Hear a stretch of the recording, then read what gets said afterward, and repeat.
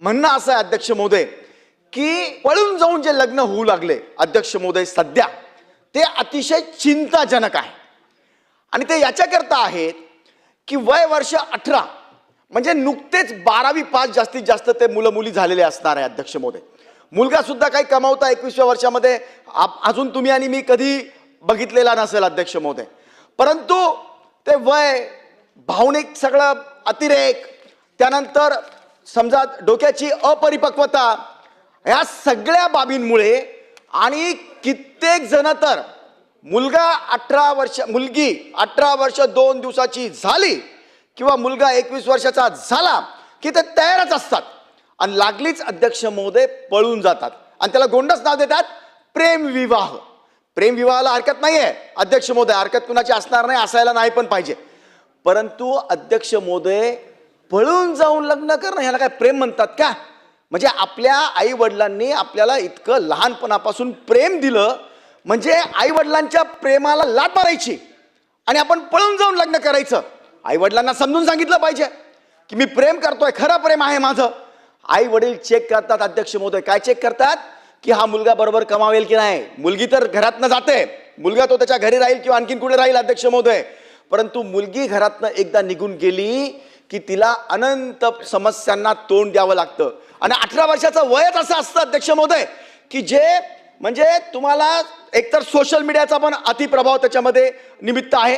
No doubt की आई वडिलांच्या पण काही चुका असतील, परंतु अध्यक्ष महोदय आपल्याला काही कायद्याच्या फ्रेम्स बनवावे लागणार आहेत. 18 वर्षाच्या नंतर जर मुला मुलींना लग्न करायचं असेल, लग्न कुणाचंही असो, विवाहाची नोंदणी सरकारकडे केल्यानंतरच लग्न त्यांनी केलं पाहिजे अध्यक्ष महोदय. 18 वर्षाचं वय झालं, तुम्ही पळून चाललेत आणि तिथून ते लिहितात PIला तिथल्या लोकलच्या की आम्ही आता येतोय आणि मला माझ्या आई वडिलांकडनंच जीवे मारण्याचा धोका आहे. अरे हे काय प्रकार चालले अध्यक्ष महोदय. मी पुन्हा सांगतो 18 वर्ष मुलीचं वय म्हणजे अवघ्या फक्त 12वी पास किंवा तिला ग्रॅज्युएशनचं पहिलं वर्ष असणार आहे. आई वडील काय बघणार अध्यक्ष महोदय, मुलगा चांगला आहे की नाही, हा भविष्यामध्ये बरोबर त्याचं कुटुंब चालवेल की नाही, ह्याचं समाजामध्ये वर्तन कसं आहे, ह्याच्या सगळ्या बाकीच्या हॅबिट्स कशा आहेत, हे आई वडील चेक करूनच मुला मुलीचं लग्न लावतात किंवा मुलंवाले असले तरी त्या मुलीच्या बाबतीमध्ये चेक करतील. परंतु असा कोणताही विचार न करता अध्यक्ष महोदय हे पळून जाण्याचे प्रकार जे वाढलेले आहेत त्याला आपल्याला कायदेशीर पायबंद घालण्याची गरज आहे. दुसरं, सायंटिफिकली सुद्धा 18 वर्षाचं तुम्ही म्हणजे जे अपत्यानंतर होतात अध्यक्ष महोदय ते 21 वर्षाच्या खाली जर झाले तर त्याला अनंत आजाराला अध्यक्ष महोदय आपल्याला सामोरं जावं लागतं. म्हणजे ते बरेच आहेत, मी सगळे तुम्हाला आता सगळे सांगणार नाही अध्यक्ष महोदय. परंतु म्हणजे मातृत्व वयाचं जे आहे अध्यक्ष महोदय, कुपोषण, कमी वजनाची बालके जन्माला येणे, माता आणि बालकाच्या आरोग्यावर दीर्घकालीन परिणाम होणे, असे अनंत क्षयरोगाकडे वाटचाल धावणे, असे अनंत आजारांना सुद्धा कमी वयाच्या मुलींना प्रेग्नन्सी झाल्यामुळे किंवा त्यांना अपत्य झाल्यामुळे याचा सामना करावा लागतो. आणि सगळ्यात महत्त्वाचं काय अध्यक्ष महोदय, जाताना तर जातात पण तुम्ही कित्येक उदाहरणं बघा, 80% विवाह हे टिकत नाहीत. लग्न झाल्यानंतर डिवोर्स घेतात आणि मग नंतर स्वतःला लाज वाटते पुन्हा आई वडिलाकडे येण्याची, किंवा आले तरी ते आई वडील त्यांना ॲक्सेप्ट करायला तयार नसतात. त्यांना सामाजिक याच्यामध्ये काहीतरी अपमान झाल्यासारखं अध्यक्ष महोदय वाटतंय.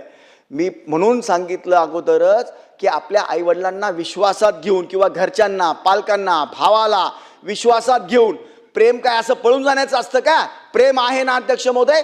जर त्यांना 18 वर्षाचा नंतर जर लग्न करायचं असेल असं पळून जाऊन किंवा स्वतःच्या मनाने, तर त्यांना काउन्सिलिंग गव्हर्नमेंटची असली पाहिजे. त्या आई वडिलांना चान्स दिला पाहिजे की ते समोरवाल्याचं कुटुंब किंवा तो मुलगा काय कमावतो आहे ते, आणि तो पर त्याला करायचंच असेल. असे बरेच आई वडील सुद्धा आहेत की ते खरं प्रेमविवाह आहे, मुलगा चांगला आहे तरी ते संमती देत नाही, विनाकारणचे खोटे सामाजिक प्रश्न निर्माण करतात.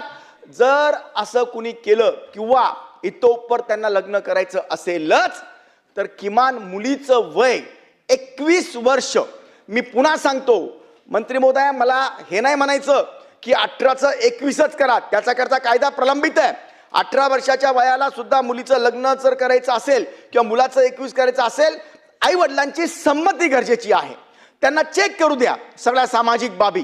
आणि इतोपर समजा आई वडील नाही ऐकत आहे तर 21 वर्षाची मुलगी आणि 24 वर्षाचा मुलगा झाल्यानंतर त्यांनी त्यांच्या मनाप्रमाणे करावं, अशी माझी अध्यक्ष महोदय आपल्याला कळकळीची विनंती आपल्या मार्फत मंत्री महोदयांना आहे. यामध्ये कायद्याचे अनेक बंधनं टाकण्याचे अध्यक्ष महोदय गरज आहे. आज समाजामध्ये हे मुलं मुली असे गेल्यामुळे अध्यक्ष महोदय नंतर शासनावर सुद्धा हा लोड येतोय, प्रत्यक्ष अप्रत्यक्ष. कारण नंतर त्यांच्या रोजगारांच्या संध्या बघा, नंतरच्या आरोग्याच्या समस्या बघा, अनंत प्रॉब्लेम ह्या आपल्या शासनाला सुद्धा अध्यक्ष महोदय सहन करावे लागतात. आणि म्हणून माझी विनंती आहे, 2-3 बाबीच्या माझ्या विनंत्या आहेत अध्यक्ष महोदय.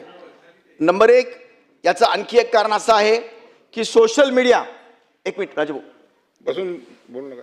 अध्यक्ष महोदय, यामध्ये सोशल मीडिया सुद्धा जबाबदार आहे. या निमित्ताने माझी पुन्हा विनंती आहे की 18 वर्षापर्यंत ज्यांना मोबाईल वापरायचा असेल त्यांनी परवानगी घेऊन शिक्षणापुरतं किंवा अशा गोष्टींची त्यांना परवानगी दिली पाहिजे. विनाकारांचं दिवसभर ते स्क्रोल करतात अध्यक्ष महोदय, कामाचं ना धामाचं दिवस त्यांचा त्याच्यामध्ये बर्बाद होतो, शिक्षण बरोबर होत नाही आणि मग त्या सोशल मीडियावरनं अशा सगळ्या बाबी सुचतात. म्हणून माझी विनंती आहे, किमान 16 तरी करा. 16 वर्ष वयापर्यंत किंवा 18 वर्ष वयापर्यंत सोशल मीडियाचा वापर जर करायचा असेल तर सरकारची परवानगी आणि तेच ॲप त्यांना द्यावे जे त्यांच्या शिक्षणाकरता ज्या गरजेचे आहेत. त्या परवानग्या शासनाला किंवा त्यांच्या आईवडिलांना वाटतील त्या परवानग्या त्यांनी घेऊन ते केलं पाहिजे. आणखी एक मुद्दा अध्यक्ष महोदय, थोडं मी या निमित्ताने या सभागृहाच्या माध्यमातून आईवडिलांना सुद्धा सांगेल किंवा घरच्यांना सुद्धा सांगेल. झालंय काय अध्यक्ष महोदय, आता सध्या समजा मुला मुलीने सांगितलं की बाबा किंवा पप्पा जे काय असेल किंवा माझ्याबरोबर चला आपण दुकानात जाऊन मला असं असं खरेदी करायचं आहे, चला. तर ते काय सांगतात, किती पैसे लागणार आहे बेटा? 500 रुपये. हे 700 घे पण मला नेऊ नको. घरात यांना बोलायला वेळ नाही आहे. मुला मुलीबरोबर आई वडिलांचा आता सर्व संबंध अध्यक्ष महोदय त्यांचा जो म्हणजे भावनिक घेणं देणं होतं, चर्चा होत्या, या संपल्या अध्यक्ष महोदय. आणि म्हणून तुम्ही जर बघितलं आता सध्या समजा आता फिरायला एक तर आई वडील आणि मुलं बरोबर जाण्याचा प्रमाण कमी झालंय. गेले जरी तर 4ही वेगवेगळ्या मोबाईलमध्ये लागलेले असतात. 4ही जण, मुलं पण आई वडील पण आपले मोबाईल बघत बसले असतात. आपल्या चर्चा कमी झाल्या, आपसी प्रेम कमी झालंय. प्रेम हे आपल्याला अपेक्षित असतंच, ते आई वडिलाचं असो की कोणतंही असो अध्यक्ष महोदय. आणि म्हणून माझी या निमित्ताने आई वडिलांना पण विनंती आहे हात जोडून की आपल्या मुला मुलींना आपण वेळ दिला पाहिजे. किमान 8 दिवसात त्यांच्याबरोबर बाहेर गेलं पाहिजे. दिवसातनं 15 मिनिटं 20 मिनिटं संध्याकाळी सकाळी त्यांच्याशी बोललं पाहिजे. तो काय करतोय ते बघितलं पाहिजे, त्यांचा मोबाईल चेक केला पाहिजे. अध्यक्ष महोदय, आज शाळेमध्ये याला आणखी एक कारण आहे अध्यक्ष महोदय, शिक्षणाचा अभाव, शिक्षणाचा प्रचंड अभाव, शिक्षणाचा प्रचंड अभाव. अध्यक्ष महोदय, मी पुन्हा पुन्हा शिक्षणाचं का बोलतोय? दर्जेदार शिक्षण न मिळाल्यामुळे आपली परिपक्वता पूर्ण वाढत नाही आणि मग असल्या बाबी पण सुचतात. आई वडील सुद्धा, थोडं स्पष्ट बोलतो अध्यक्ष महोदय मी, गावागावामध्ये जिल्हा परिषदेच्या शाळामध्ये आपल्याला मोफत पुस्तकं पाहिजे, मोफत खिचडी पाहिजे, मोफत गणवेश पाहिजे, शिक्षण मोफत पाहिजे, बिल्डिंग्स पाहिजे, सर्व पाहिजे. परंतु कधी आई वडील जाऊन बघतात का की महिन्याच्या कमीत कमी एका शनिवारी की माझा मुलगा किंवा मुलगी काय शिकतोय, काय येतंय त्याला, त्यांना जर समजत नसेल तर त्या शिक्षणाची जी सुधीर भाऊ अध्यक्ष महोदय, किमान त्यांना त्या शिक्षणामध्ये जी आपली शिक्षण समिती असते त्यांना घेऊन कधीही आई वडील, मला 99% शिक्षक म्हणजे आई वडील हे कधीही शाळेमध्ये मी गेलेले बघितले नाही की माझ्या मुला मुलीला काय येतं काय नाही येत. म्हणून हा दुहेरी संगम होणं अत्यंत गरजेचं आहे अध्यक्ष महोदय. दर 4 गल्लीला दर हप्त्याला आम्ही एक प्रकरण आता सध्या हँडल करतोय. कित्येक मुलं मुली पळून जाऊन त्यांना अपत्य होतात, तो मिस्टर त्यांना सोडून देतो आणि मग ते मुलगा मुलीला त्याचे आई वडील सुद्धा म्हणजे ऍक्सेप्ट करत नाही आणि ती मुलगी वाऱ्यावर पडते.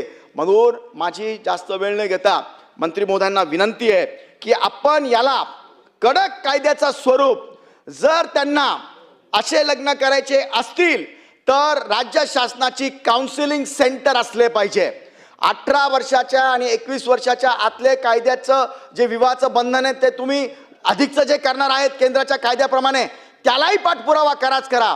पण आत्ता ज्यांना लग्न करायचे असतील कुणालाही 18 वर्षाचे असो, 20 वर्षाचे असो, 25 वर्षाचे असो, शासनाकडे विवाहाची नोंदणी केल्याशिवाय हे लग्न होऊ नये आणि त्यांच्या आईवडिलांना तो चान्स द्यावा की त्याचं समोरवाल्याचं कुटुंब कसं आहे. अनेक गोष्टी अध्यक्ष महोदय बोलण्यासारख्या आहेत, परंतु माझा जो जिस्ट आहे या सगळ्यातला बोलण्याचा तो इतकाच आहे की समजून उमजून साऱ्या गोष्टी झाल्या तर हरकत नाही.